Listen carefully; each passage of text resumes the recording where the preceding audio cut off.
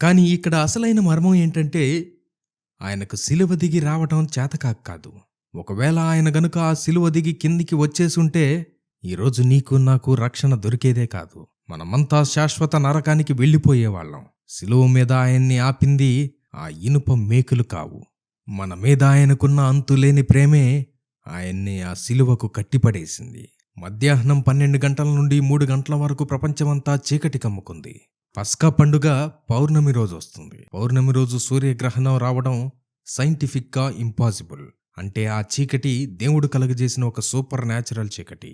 లోక పాపాలన్నీ ఆయన మీద పడినప్పుడు తండ్రి ముఖం తిప్పుకున్నాడు.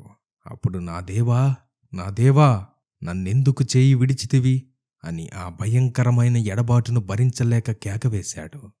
ఆఖరిగా సమాప్తమైనది అని పలికి తన ప్రాణాన్ని తండ్రి చేతికి అప్పగించాడు.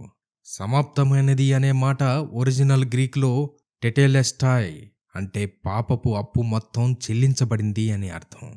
యేసుక్రీస్తు మరణం పాత నిబంధనలోని యెషయా గ్రంథము 53వ అధ్యాయము, కీర్తనల గ్రంథంలోని 22వ అధ్యాయంలోని ప్రవచనాలను అక్షరాలా నెరవేర్చింది. ఆయన చనిపోయిన తర్వాత అరిమతయ యోసేపు అనే ఒక ధనవంతుడు, సన్నిహిద్రిన్ సభలో సభ్యుడు ధైర్యంగా వెళ్లి పిలాతును అడిగి క్రీస్తు దేహాన్ని తీసుకున్నాడు. తన కోసం తొలిపించుకున్న ఒక కొత్త రాతి సమాధిలో క్రీస్తును పెట్టాడు. దీనివల్ల ధనవంతుని యొద్ద ఆయనకు సమాధి నియమింపబడెను అన్న యెషయా గ్రంథము 53వ అధ్యాయము 9వ వచనంలో ప్రవచనం నెరవేరింది.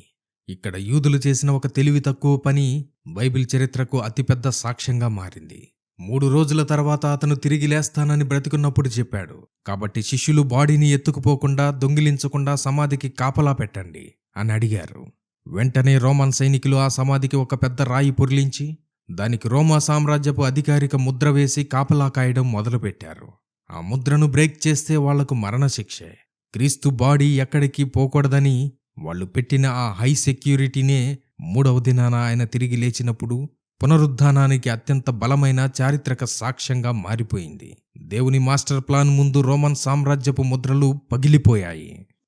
యేసుక్రీస్తు ఎదుర్కొన్న ఈ 7 విచారణలు బైబిల్ చరిత్రలో కేవలం జరిగిపోయిన సంఘటనలు కావు. ఈ ప్రపంచంలో బ్రతుకుతున్న ప్రతి మనిషి కళ్ళు తెరిపించే అద్భుతమైన, భయంకరమైన సత్యాలు వీటి వెనుక దాగున్నాయి. మనిషి గుండెల్లో స్వార్థం, అసూయ, అహంకారం నిండిపోయినప్పుడు ప్రపంచంలో న్యాయం అనేది ఎంత దారుణంగా కుళ్ళిపోతుందో, ఎంత గుడ్డిగా మారుతుందో ఈ 7 కోర్టులు మనకు కళ్లకు కట్టినట్లు చూపిస్తున్నాయి.